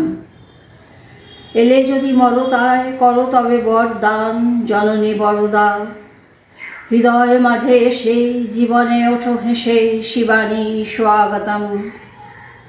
তোমারই মন্ত্র গানে মুখরি মর্ত প্রাণে আনো অমরতা, শরীর শঙ্খে মোর আনিয়া তব ধ্বনি, আমার কণ্ঠে ধরো তোমার আগমনী, সুচির শরতের শারদা স্বাগতম। মহাকাল পুরুষের কামিনী মহাকালী, হে মহালক্ষ্মী দেবী বিষ্ণু বিভাভালী, ব্রহ্মা সরোজবতী হে মহাসরস্বতী স্বাগতম, ভবানী মহেশ্বরী স্বাগতম। সাধে শ্যামা বসুমতী গৈরিক গঙ্গা, বিপুল পুলকে সাধে কাঞ্চনজঙ্ঘা, সূর্য ইন্দু সাধে সৃষ্টি সিন্ধু সাধে, সাধে অনন্তকাল সাধে অবন্ধ বোম। মানব লোকের সাথে সাধিয়া অমর লোক, অসীম হর্ষে জপিল অনিবার, জননী ওঙ্কার মা ভগবতী ওম। মাতৃবন্দনার উদার মন্ত্র জাগে ভারতবর্ষে, বন্দে মাতরম বন্দে মাতরম বন্দে মাতরম।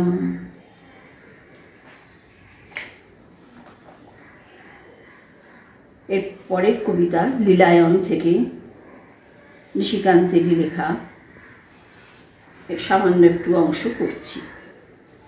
পূর্ণ হয় কলি বসুন্ধরা দলি, অসুর অবতার চলে যবে, ধ্রুব অশ্বে বসি ধরি ধর্ম অসি, কে তারে দিল বাধা বিপ্লবে।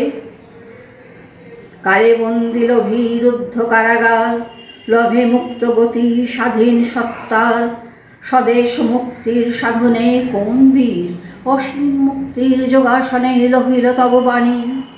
রাখিলে কারে আনি সাগর পাড়ি তব লীলায়নে, শ্যামল সুন্দর মুরলী মনোহর দিয়েছ দর্শন দিনজনে। শ্রী অরবিন্দ সে ভবে অচিন্ত সে, দেহে রূপান্তর সম্ভোগী, স্থির নির্বিকার নবযুগাবতার নরমহেশ্বর মহাযোগী। তাই মহেশ্বরী নারী তনু রথে, জননী রূপে আসি তাহারই যোগপথে, মর্ত শিশু দলে রূপান্তরী চলে, বিমর বন্ধন বিমোচনে। আমি যে হেরিলাম পণ্ডিচেরি ধাম, নূতনতম তব লীলায়নে, শ্যামল সুন্দর মুরলী মনোহর দিয়েছ দর্শন দিনজনে। নমস্কার।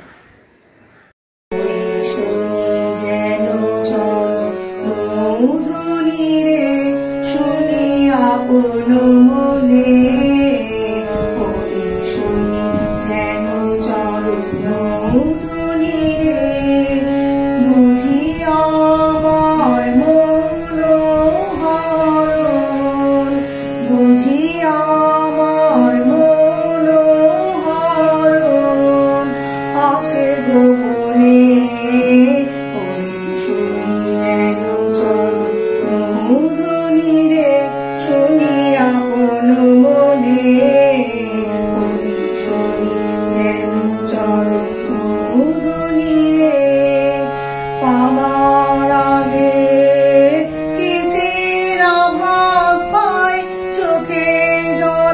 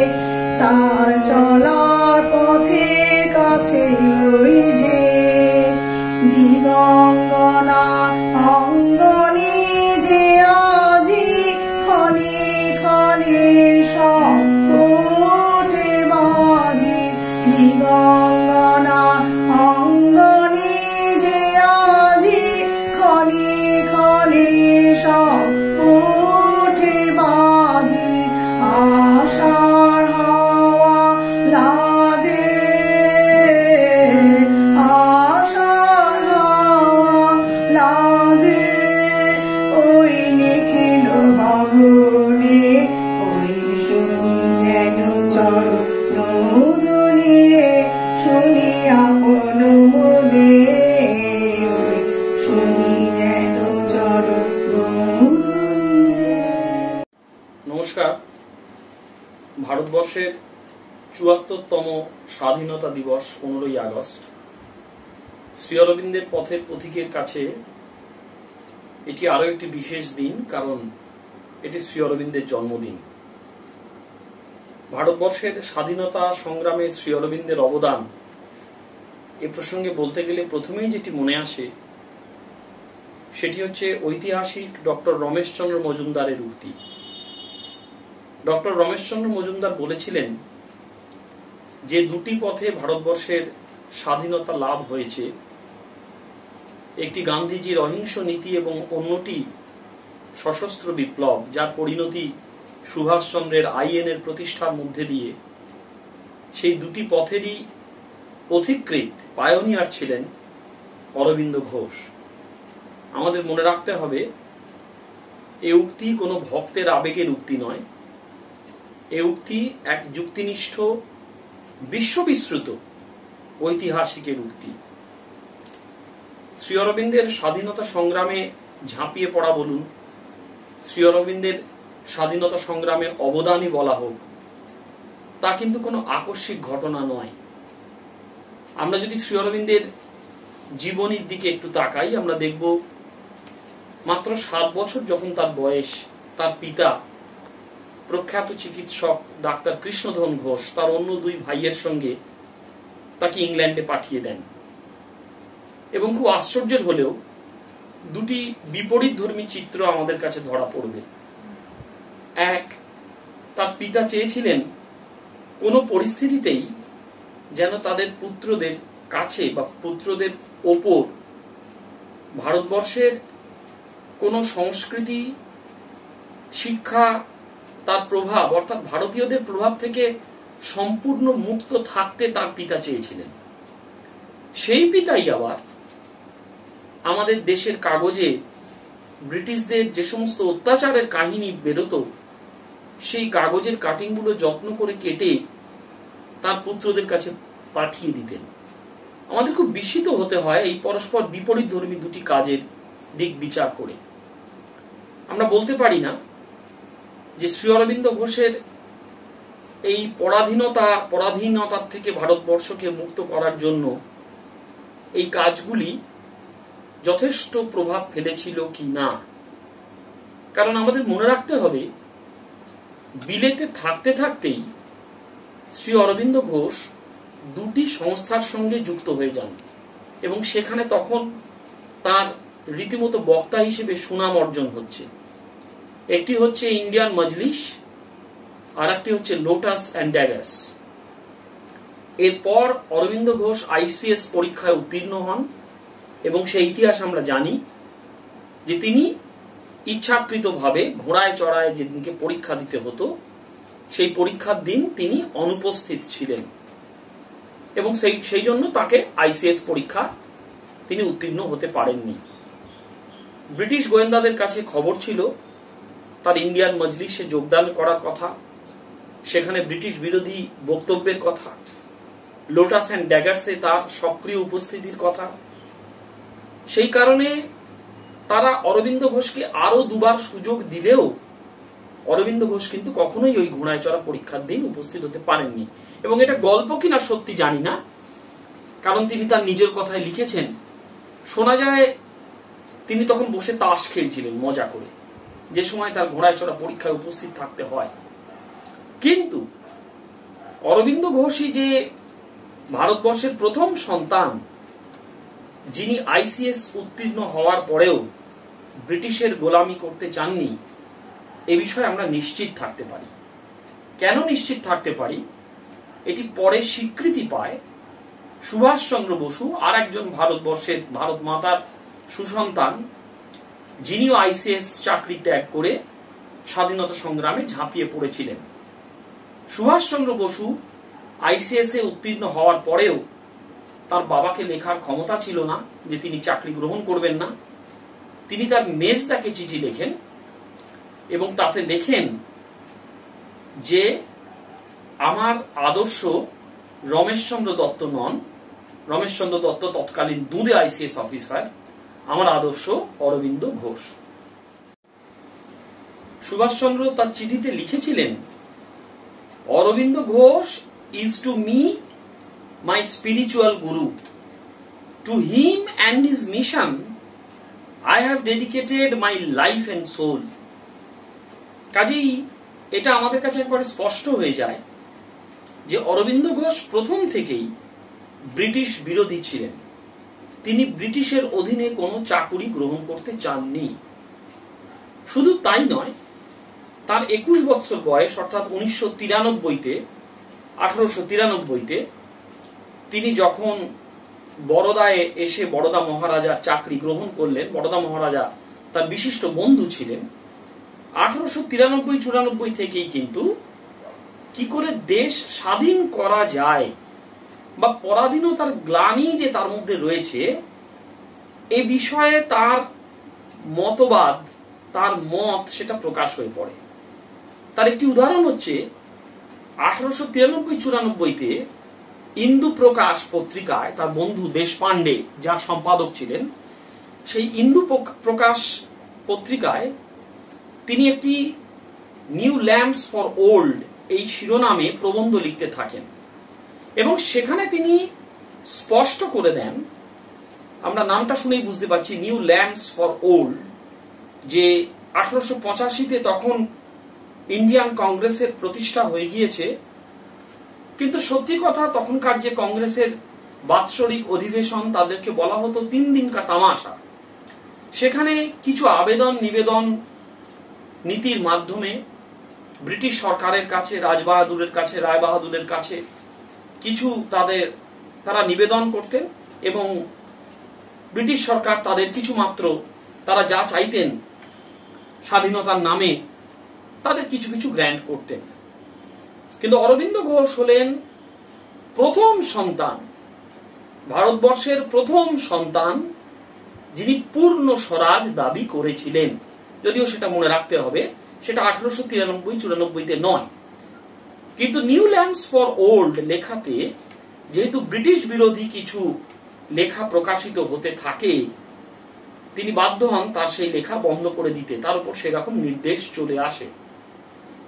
সালগুলো খেয়াল করলে আমরা খেয়াল করতে পারবো যে তার প্রকৃত বঙ্গপর্ব অর্থাৎ 1906 থেকে 1910 এই বঙ্গপর্বের, যেখানে তিনি প্রত্যক্ষ রাজনীতিতে ভারতবর্ষের স্বাধীনতা সংগ্রামের প্রথম সারির সেনাপতি হিসেবে, প্রথম সারির নেতা হিসেবে যোগদান করলেন, তার ভিত্তি কিন্তু তৈরি হচ্ছিল এই এত বছর ধরে।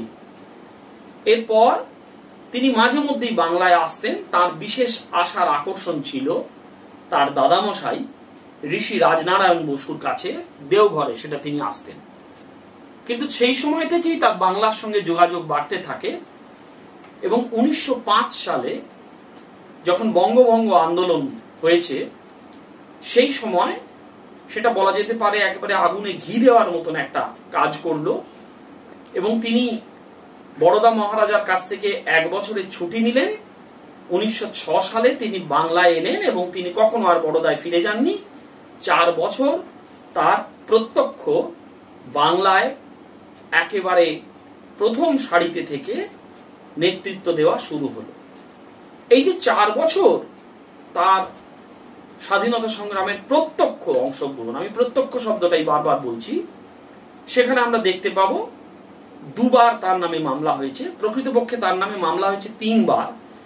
তৃতীয়বার তিনি যখন পন্ডিচেরিতে পৌঁছে গিয়েছেন, ইন অ্যাবসেন্সিয়া মামলা, আর বাকি দুটি মামলার একটি হচ্ছে বিখ্যাত বন্দে মাতরম পত্রিকার মামলা, যে মামলার পরেই তিনি জামিন পান এবং জামিন পাওয়ার পরে কবিগুরু রবীন্দ্রনাথ তাকে নিয়ে বিখ্যাত নমস্কার কবিতাটি লেখেন 1907 সালে 7ই আগস্ট সেই কবিতা। তো নমস্কার কবিতাতে তার থেকে 11 বছরের ছোট অরবিন্দ ঘোষকে রবীন্দ্রনাথ বলেছিলেন অরবিন্দ রবীন্দ্রের লহ নমস্কার। এই মামলায় তিনি জামিন পেলেন এবং আশ্চর্যের কথা আমরা শুনতে পাই যে রবীন্দ্রনাথ তাকে বলেছিলেন কর্তা যে আমাদের বড় ফাঁকি দিলেন, অরবিন্দ ঘোষ বলেছিলেন নট ফর লং। 1908 সালে বিখ্যাত আলিপুর বোমা মামলা, এবং সেই সময় তিনি 1 বছর বিচারাধীন বন্দী হিসেবে আলিপুর কারাগারে বন্দী থাকেন। এবং আমরা তখন দেখেছি ব্রিটিশ সরকারের চোখে তিনি দি মোস্ট ডেঞ্জারাস ম্যান। তাকে ফাঁসির দড়িতে ঝোলানোর জন্য তৎকালীন ব্রিটিশ উকিল নর্টনকে দৈনিক 1000 টাকা ফি দেওয়া হতো। আর অরবিন্দ ঘোষের হয়ে মামলা লড়েছিলেন, আমরা সে গল্প জানি, দেশবন্ধু চিত্তরঞ্জন দাস। এই মামলা একটি ঐতিহাসিক মামলা এবং এই 1 বছর আলিপুর কারাগারে যে তিনি বাস করলেন, এটি অরবিন্দ ঘোষের জীবনে এক বিপুল পরিবর্তন এনে দেয়। যদিও আজকে সেটি বিষয় নয়, তবু একটু প্রসঙ্গে বলতেই হবে। যারা মনে করেন যে আলিপুর কারাগার থেকে বেরোনোর পরেই অরবিন্দ ঘোষ একেবারে সম্পূর্ণ অন্য মানুষ হয়ে যান, তা কিন্তু নয়। 1909 সালের মে মাসে তার কারামুক্তি ঘটেছে, আর 1909 সালের সেপ্টেম্বর মাসে 4 এবং 5 সেপ্টেম্বর তিনি হুগলিতে সর্ববৃহৎ বঙ্গীয় প্রাদেশিক সম্মেলনে যোগদান করেছেন এবং সেইখানে সমগ্র ভারতবাসী তথা ব্রিটিশ রাজশক্তি তারা প্রত্যক্ষ করেছে আর একজন অরবিন্দ ঘোষকে, যিনি ঐক্য প্রয়াসী অরবিন্দ ঘোষ, যিনি দূরদর্শী অরবিন্দ ঘোষ। দুটি তথ্যই যথেষ্ট। 1909 সালে আলিপুর কারাগার থেকে বেরিয়ে আসার পরে তিনি যদি সম্পূর্ণ অন্য মানুষ হয়ে যেতেন, তাহলে তিনি জেল থেকে মুক্তির পরেই দুটো পত্রিকা একসঙ্গে বার করতেন না। একটি হচ্ছে ধর্ম বাংলায়, আরেকটি হচ্ছে কর্মযোগিন। এই যে ব্রিটিশ সরকার তাকে মোস্ট ডেঞ্জারাস ম্যান আখ্যা দিয়েছে, তার কারণ হচ্ছে তার বিখ্যাত বন্দে মাতরম পত্রিকার সম্পাদকীয়গুলি। সেই সম্পাদকীয় এক একটি দেশের তরুণ সম্প্রদায়ের মধ্যে আগুন জ্বালিয়ে দিত। এবং মূলত বন্দে মাতরম পত্রিকার যে প্রথম মামলা, যেটি তিনি জামিন পেয়েছিলেন, সেই মামলার তার বিরুদ্ধে অভিযোগ ছিল ওই সম্পাদকীয়, একটি জ্বালাময়ী সম্পাদকীয়। যাই হোক, 9 সালের যে বিখ্যাত বঙ্গীয় প্রাদেশিক সম্মেলনের কথা আমরা বলছিলাম, যেখানে আমরা ঐক্য প্রয়াসী অরবিন্দ ঘোষকে দেখলাম, তার কারণ হচ্ছে যে ডন সোসাইটির যে রিপোর্ট, সেই রিপোর্টে দেখা যাচ্ছে সেই সময় অরবিন্দ ঘোষের সঙ্গে এখন যেটি বিখ্যাত, আমাদের কেউ যদি যেতে পারেন তাহলে দেখতে পারবেন, আমাদের হুগলি শ্রী অরবিন্দ ভবনের একটি অংশ চরণতীর্থ হয়েছে, সেই ডাচ হল, সেইখানে অরবিন্দ ঘোষের সঙ্গে, বা ডাচ ভিলা, সেই ডাচ ভিলায় অরবিন্দ ঘোষের সঙ্গে প্রবেশ করছেন সুরেন্দ্রনাথ বন্দ্যোপাধ্যায়। এবং ব্রিটিশ ট্যাবলয়েড, ব্রিটিশ কাগজগুলি পরের দিন কাগজে রিপোর্ট করছে যে অধিকতর সম্বর্ধনা পাচ্ছেন কিন্তু অরবিন্দ ঘোষ। এবং আশ্চর্যের কথা, সেই সময় অরবিন্দ ঘোষের একটি মাত্র নির্দেশে যারা নরমপন্থী তারা কিন্তু একেবারে আউট হয়ে যায়। তার বাইরে শোনা যায় ডাচ হলের, ডাচ ভিলার বাইরে পাহারা দিচ্ছিল সমস্ত লাঠিধারীরা, যে অরবিন্দ ঘোষ একবার নির্দেশ দেবেন আর নরমপন্থীদের একেবারে আউট করে দেওয়া হবে। কিন্তু সেই সময় অরবিন্দ ঘোষ দাঁড়িয়ে একটি অসামান্য কথা বলেছিলেন। মনে রাখতে হবে তখন কোনো মাইক্রোফোনের বন্দোবস্ত ছিল না। তার বিখ্যাত উক্তি ছিল, I pray to be heard in perfect silence. আমি সম্পূর্ণ নীরবতার মাঝে শ্রুত হতে চাই। তিনি স্মরণ করিয়ে দিয়েছিলেন যে আজকে আমাদের ঐক্য প্রয়াসের দিন, আজ যদি নরমপন্থী এবং চরমপন্থীরা বিভক্ত হয়ে যান, তা ভারতবর্ষের স্বাধীনতাকে ফিরিয়ে আনতে আরো বেশি তাকে পিছিয়ে দেবে। স্বাধীনতা লাভ করতে আমাদের আরো দীর্ঘ সময় অপেক্ষা করতে হবে। কিন্তু একই সঙ্গে তিনি নরমপন্থীদের সতর্ক করে দিয়েছিলেন যে পদ্ধতিতে তারা চালাচ্ছেন, যে তাতে মানে আবেদন নিবেদনের পদ্ধতি, তাতে করে কিন্তু স্বাধীনতা লাভ কিছুতেই সম্ভব নয়। অরবিন্দ ঘোষ প্রথম মানুষ যিনি প্রলেতারিয়েট এই শব্দটি ব্যবহার করেছিলেন। তিনি বলেছিলেন, যতদিন না ভারতবর্ষের স্বাধীনতা সংগ্রামে সাধারণ মানুষকে অন্তর্ভুক্ত করা যাবে, ততদিন স্বাধীনতা সংগ্রাম সফল হতে পারে না। এবং তিনি প্রথম সন্তান হিসেবে যেহেতু পূর্ণ স্বরাজ দাবি করেছিলেন, গোপালচন্দ্র গোখলে বলেছিলেন অরবিন্দ ঘোষকে উন্মাদ। তিনি বলেছিলেন স্পষ্টতই যে দু ধরনের উন্মাদ রয়েছে, একদল থাকে লুনাটিক অ্যাসাইলামের মধ্যে আর একদল বাইরে। অরবিন্দ ঘোষ দ্বিতীয় শ্রেণীর মানুষ, তোমরা এর কথা শুনো না। 1907 সালে অরবিন্দ ঘোষের এই দাবি, আর 1947 সালে ভারতবর্ষের স্বাধীনতা, কাজেই প্রমাণ হয়ে যায় কে উন্মাদ ছিলেন।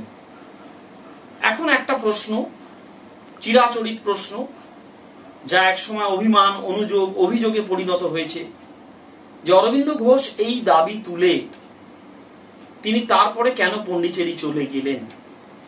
একথা স্পষ্টভাবে বোঝার জন্য সর্বোৎকৃষ্ট যে পন্থা, তা হচ্ছে তার নিজের কথা পড়া। কিন্তু সংক্ষেপে বলতে গেলে যেটা বলতে হয়, তিনি বারবার বলেছিলেন তার মূল লক্ষ্য ছিল মানুষের স্বাধীনতা। এই মানুষের স্বাধীনতার জন্য প্রাথমিকভাবে প্রয়োজন রাষ্ট্রীয় স্বাধীনতা। যে দেশ রাষ্ট্রীয়ভাবে পরাধীন, সেই দেশ যদি সমগ্র পৃথিবীকে স্বাধীনতার গল্প শোনায়, কি করে স্বাধীনতা লাভ করতে হবে শোনায়, তা কখনো গ্রাহ্য হতে পারে না। সেই জন্য শ্রী অরবিন্দ ঘোষের প্রাথমিক লক্ষ্য ছিল রাষ্ট্রীয় স্বাধীনতা। এবং তিনি যখন বুঝতে পারলেন যে রাষ্ট্রীয় স্বাধীনতা আর কিছু দিনের সময়ের অপেক্ষা, তিনি তখন তার যা কাজ, যার জন্য তিনি মনে করেন তিনি পৃথিবীতে এসেছিলেন, সেই কাজে নিজেকে মগ্ন করলেন। এবং আজকে এটা আমাদের কাছে স্পষ্ট হয়ে দেখা দেয়, অরবিন্দ ঘোষ যদি ওই 40 বছর তার পন্ডিচেরি জীবন, তার মধ্যে 24 বছর একটি প্রকোষ্ঠে নিজেকে আবদ্ধ করে রেখে সেই কাজটি যদি না করতেন এবং ওই অসামান্য মহাগ্রন্থগুলি রচনা না করতেন, তাহলে হয়তো সমগ্র পৃথিবীর মানুষের কাছে স্বাধীনতার যে বাণী তিনি নিয়ে এলেন, মানুষের প্রকৃতির দাসত্ব থেকে মুক্ত হওয়ার যে স্বাধীনতার বাণী তিনি নিয়ে এলেন, তা আসতো না। কিন্তু আমাদের এও মনে রাখতে হবে, অরবিন্দ ঘোষ, শ্রী অরবিন্দ জীবনের শেষ দিন পর্যন্ত এই বিষয়টি মাথায় রেখেছিলেন। 1947 সালে ভারতবর্ষের স্বাধীনতার দিন তাকে একটি বাণী দিতে বলা হয়, যা তিনি বলেছিলেন। সেই অংশটি আমরা একটু পড়ে আমাদের বক্তব্য শেষ করব। তিনি বলেছিলেন, 15ই আগস্ট স্বাধীন ভারতের জন্মদিন। এই দিনে ভারতের একটা যুগের শেষ হলো, আরম্ভ হলো নূতন যুগ। তিনি বলেছেন যে অধ্যাত্মপন্থী হিসেবে এই যোগাযোগটি, অর্থাৎ যে দিনে তার জন্মদিন সেই দিন ভারতবর্ষের স্বাধীনতা, তিনি বলছেন অধ্যাত্মপন্থী হিসাবে এই যোগাযোগটি আমি কেবল একটা হঠাৎ যোগ বা আকস্মিক ঘটনা রূপে গ্রহণ করি না। তা হলো যে কাজ নিয়ে আমার জীবন আমি শুরু করি, তাতে ভগবৎ শক্তির সম্মতি ও তার অনুমোদন সূচক আশীর্বাদ। আজকের এই সংক্ষিপ্ত আলোচনায় আমরা শ্রী অরবিন্দের ভারতবর্ষের স্বাধীনতা আন্দোলনে তার অবদান সম্পর্কে সামান্যই একটু জানতে পারলাম, এবং এও জানতে পারলাম যে তিনি চিরবিপ্লবী। তার প্রথম যুগের বিপ্লব ছিল রাষ্ট্রীয় স্বাধীনতার লক্ষ্যে, পরবর্তী যুগে তার সমগ্র জীবন জুড়ে তা হয়ে দাঁড়িয়েছে মানুষের প্রকৃতির দাসত্ব থেকে মুক্তি আনার জন্য যে স্বাধীনতা, তার সংগ্রামে। জয়তু শ্রী অরবিন্দ। নমস্কার। আজকে 15ই আগস্ট শ্রী মা ও শ্রী ঋষি অরবিন্দকে আমার শ্রদ্ধা জানিয়ে আমি একটি নিবেদন করছি, আমার একটি গান নিবেদন করছি।